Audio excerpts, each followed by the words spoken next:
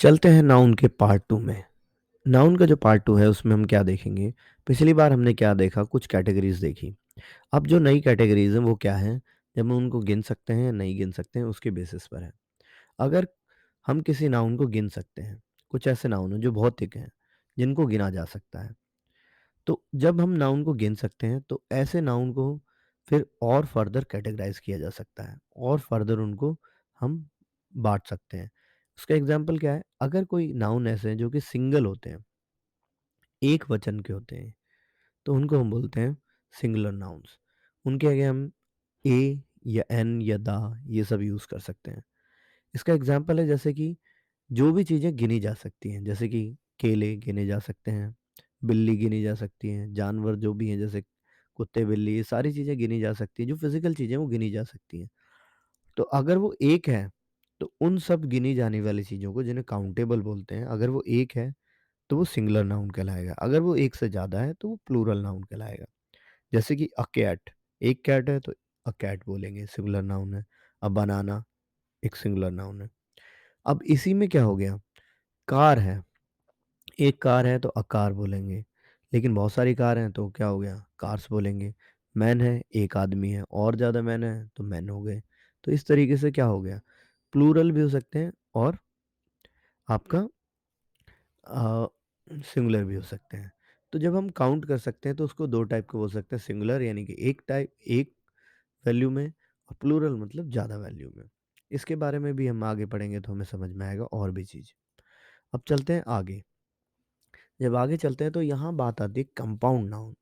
अब ये क्या है? यौगिक संज्ञा जिसे बोलते हैं हिंदी में।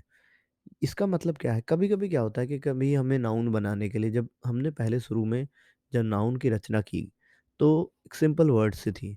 लेकिन क्या हुआ कभी-कभी 2 वर्डों को कंबाइन करके हमने क्या बना दिया? कंपाउंड नाउन नाउन बनाया। तो कंपाउंड नाउन का मतलब है यौगिक संज्ञा का मतलब है 2 नाउन को जोड़ दो तो वो बन जाएगा यौगिक संज्ञा। जैसे दाँतों के लिए लिया जाने वाला पेस्ट, तो वो क्या है? टूथपेस्ट, तो टूथपेस्ट हो गया। आइस से बनी क्रीम, आइसक्रीम हो गया। ठीक है? जूते को बनाने वाला, तो शू मेकर, वॉश करने वाला, तो वॉशरमैन। इस तरीके से बहुत सारी चीज़ें हो गई, जिनको हम कंबाइन करके बनाते हैं, वो हमारे क्या बन जाते हैं? कंपाउंड नाउन होते हैं। तो ये पता होना चाहिए आपको। अब हम ये सीख क्यों रहे हैं? इसलिए सीख रहे होते हैं कि कंपाउंड नाउन को जब हम अलग प्रकार से यूज़ करेंगे तो उनके अंदर कौन से रूल्स लगेंगे, किस लॉजिक के बेसिस पर उनमें हमें सेंटेंस में यूज़ करना आएगा। तो इसलिए हमें ये जानना बहुत ज़रूरी है। अब चलते हैं एक कॉन्क्रीट नाउन्स के बारे में। अब कॉन्क्रीट नाउन का एक ये भी एक टाइप है। क्या टाइप है? ये बता रहा है कि जब ठोस संज्ञा का मतलब क्या है? 5 सेंसेस जो हमारे 5 इंद्रियाँ हैं, जैसे कि हम कान से सुन सकते हैं, टच कर सकते हैं, टेस्ट कर सकते हैं, स्मेल कर सकते हैं। अगर उनसे कोई चीज़ होती है, तो वो सारी चीज़ें क्या होगी? कॉन्क्रीट नाउन होगी। एग्ज़ाम्पल क्या है? जो भौतिक चीज़ें हैं, एप्पल हो गया, टेबल हो गया, ये सारी चीज़ क्या है? कंक्रीट नाउन है। अब आगे चलते हैं काउंटेबल नाउन। अभी हमने पढ़ा था वो काउंटेबल नाउन के बारे में ही, कि वो जैसे बुक, पेन ये सारी चीज़ें, तो ये काउंटेबल नाउन के अंदर ही आता है सिंगुलर, प्लूरल ये सारी चीज़ें। अब इसके साथ में क्या होती है, कुछ चीज़ होती हैं जिन्हें हम बोलते हैं अनकाउंटेबल नाउन। अनकाउंटेबल नाउन क्या है? जिनको काउंट नहीं किया जा सकता। एग्ज़ाम्पल है जैसे कि नमक। अब नमक क्या है? नमक ऐसा तो नहीं है 1 नमक, 2 नमक ये सब होता नहीं है। तो जो काउंट नहीं की जा सकती उनको आप सिंपल ऐसा ध्यान रख सकते हैं, उनको लीटर में लिया जाता है, किलोग्राम में लिया जाता है, ऐसी चीज़ें। जैसे कि सैंड, सैंड है, वाटर है, इन सब चीज़ों को हम क्या लिखेंगे? अनकाउंटेबल है। तो अनकाउंटेबल को हम क्यों पढ़ रहे हैं ये? इसलिए पढ़ रहे हैं क्योंकि जब हम सेंटेंस बनाएँगे तो काउंटेबल के साथ में हम क्या कर सकते हैं? ए, एन, दा ये सब यूज़ कर सकते हैं। 1-2 नंबर यूज़ कर सकते हैं। लेकिन अनकाउंटेबल के साथ में क्या हम ये सब यूज़ कर सकते हैं? नहीं कर सकते हैं। असॉल्ट तो लिखेंगे नहीं हम तो ये गलत हो जाएगा।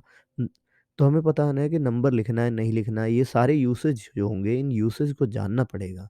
ये यूसेज तभी पता चलेगा जब आप इसको थोड़ा डेप्थ में पढ़ेंगे। अब चलते हैं आगे। तो आज हमने ये देखा कि नाउन इतने सारे टाइप के होते हैं और इनके डिफरेंट डिफरेंट टाइप्स हैं। तो ये बहुत ज़रूरी है कि जब हम इनके टाइप पढ़ लेंगे तो इनके साथ में अगर हम लॉजिक्स का यूज़ करेंगे, तो फाइनली हम जान पाएँगे कि किस तरीके से सेंटेंस में इनका यूज़ होता है, जिसे बोलते हैं यूसेज। तो इंग्लिश में सबसे इम्पोर्टेंट चीज़ है वो है यूसेज। तो पहले आप इन जितने भी नाउन्स के बारे में आपने पढ़ा, इन नाउन्स को आप अच्छे से याद रखेंगे। जब इनको याद रख लेंगे, फिर उसके बाद हम इन पे काम करेंगे।